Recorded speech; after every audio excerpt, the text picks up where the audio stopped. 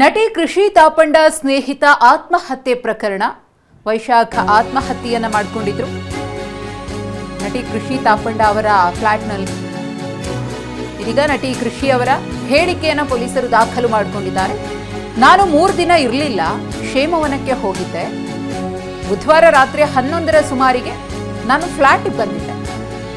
ನಾನು ಬಂದಾಗ ಮನೆಯ ಡೋರ್ ಲಾಕ್ ಆಗಿತ್ತು. ನನ್ನ ಹತ್ರ ಇನ್ನೊಂದು ಕೀ ಇತ್ತು. ಆ ಕೀಯಿಂದ ನಾನು ಡೋರ್ ಓಪನ್ ಮಾಡಿದೆ. 2 ಕೀಗಳ ಪೈಕಿ ಒಂದು ಕೀ ವೈಶಾಖ್ ಬಳಿ ಇತ್ತು, ಒಂದು ಕೀ ನನ್ನ ಹತ್ರ ಇತ್ತು. ಒಳಗಡೆ ಹೋದೆ. ಆತ್ಮಹತ್ಯೆಗೆ ಶರಣಾಗಿದ್ರು. ಸೀರೆಯನ್ನ ನಾನೇ ಕಟ್ ಮಾಡಿ ಮೃತದೇಹವನ್ನ ಕೆಳಗಿಳಿಸಿದೆ. ಆನಂತರ ಪೊಲೀಸರಿಗೆ ಮತ್ತು ಅವರ ಮನೆಯವರಿಗೆ ಮಾಹಿತಿಯನ್ನ ಕೊಟ್ಟೆ. ಅದಾದ ಬಳಿಕ ಪೊಲೀಸರು ಸ್ಥಳಕ್ಕೆ ಬಂದ್ರು ಅಂತ ಹೇಳಿ ಆರ್ ನಗರ ಠಾಣೆ ಪೊಲೀಸರ ಎದುರು ನಟಿ ಕೃಷಿ ತಾಪಂಡ ಹೇಳಿಕೆಯನ್ನು ನೀಡಿದ್ದಾರೆ. ವೈಶಾಖ ಆತ್ಮಹತ್ಯೆಗೆ ಸಂಬಂಧಪಟ್ಟಂತೆ ಈಗಾಗಲೇ ಸಾಕಷ್ಟು ಆಯಾಮಗಳಲ್ಲಿ ಪೊಲೀಸರಿಂದ ತನಿಖೆ ನಡೀತಾ ಇದೆ. ಅವರ ಕುಟುಂಬಸ್ಥರು ಕೂಡ ದೂರನ್ನು ದಾಖಲಿಸಿದ್ದಾರೆ. ಆದರೆ ಯಾರ ಮೇಲೂ ಕೂಡ ಅನುಮಾನವನ್ನು ವ್ಯಕ್ತಪಡಿಸಿಲ್ಲ. ಒಂದಷ್ಟು ವಿಚಾರಗಳ ಬಗ್ಗೆ ಅಷ್ಟೇ ದೂರಿನಲ್ಲಿ ಉಲ್ಲೇಖವನ್ನು ಮಾಡಿದ್ದಾರೆ.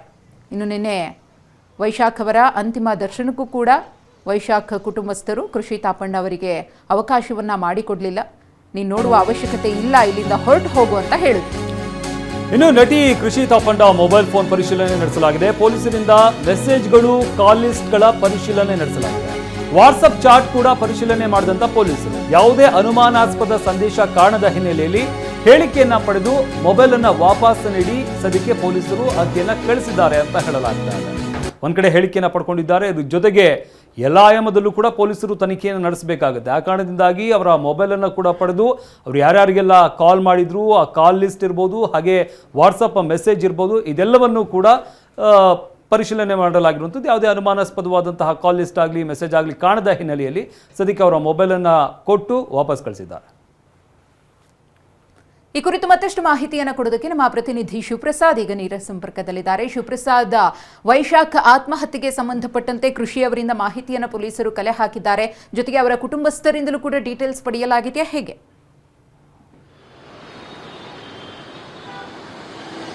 ಮಧುಶ್ರೀ, ಸ್ಯಾಂಡಲ್ವುಡ್ ನಟಿ ಕೃಷಿ ತಾಪಂಡ ಅವರ ಫ್ಲಾಟ್ನಲ್ಲಿ ವೈಶಾಖ ಗೆಳೆಯ ಏನು ಸಾವನ್ನಪ್ಪಿರ್ತಾನೆ. ಪ್ರಕರಣಕ್ಕೆ ಸಂಬಂಧಪಟ್ಟಂತೆ ಸೂಸೈಡ್ ಪ್ರಕರಣದ ಹಿನ್ನೆಲೆಯಲ್ಲಿ UDR ಪ್ರಕರಣವನ್ನು ಕೂಡ ಪೊಲೀಸರು ದಾಖಲಿಸಿಕೊಂಡಿರ್ತಕ್ಕಂಥದ್ದು.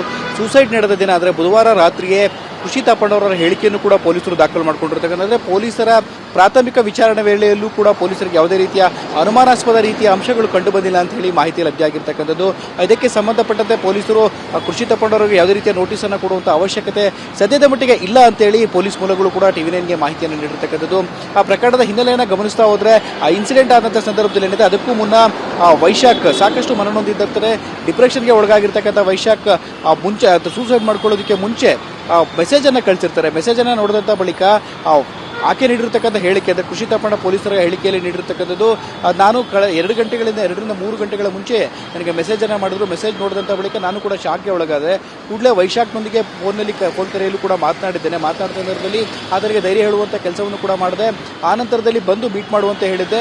2 ಕೀ ನಮ್ಮ ಫ್ಲಾಟ್ಗೆ ಸಂಬಂಧಪಟ್ಟಂತೆ 2 ಕೀ ಇತ್ತು. ಒಂದು ಕೀ ನನ್ನ ಬಳಿ ಇದ್ದರೆ ಮತ್ತೊಂದು ಕೀ ವೈಶಾಖ್ ಬಳಿಯಲ್ಲಿ ಇತ್ತು. ವೈಶಾಖ್ ಮನೆಯಲ್ಲಿ ಇದ್ದಂಥ ಸಂದರ್ಭದಲ್ಲಿ ನಾನು ಇಲ್ಲದೆ ಇರತಕ್ಕಂಥ ಸಂದರ್ಭದಲ್ಲಿ ಅವರು ಮನೆಗೆ ತೆರಳುತ್ತಿದ್ರು. ಆ ಬಳಿಕ ನಾನು ಕೂಡ ಮನೆಗೆ ಇನ್ನೊಂದು ಕೀಯನ್ನು ಬಳಸಿ ಹೋಗ್ತಿದ್ದೆ.